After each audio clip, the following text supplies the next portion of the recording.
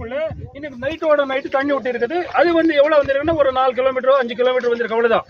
இந்த கால்வாயில போன வருஷம் தண்ணி இப்ப நாம நின்று இருக்கிற இடத்துல இதுவரையும் தண்ணியில இன்னைக்குதான் தண்ணி விட்டிருக்காரு.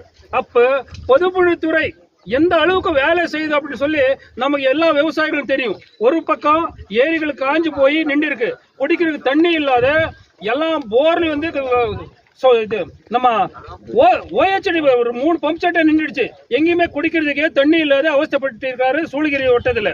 இப்படி இருக்கும்போது பொதுப்பணித்துறை ஏன்னா தூங்குதா இல்லாத போனா என்ன, அதுக்கு அரசாங்க சம்பளம் வாங்கிட்டு ஏசி ரூம்ல உட்காந்து என்ன ஆட்டம் போடுவாராம்.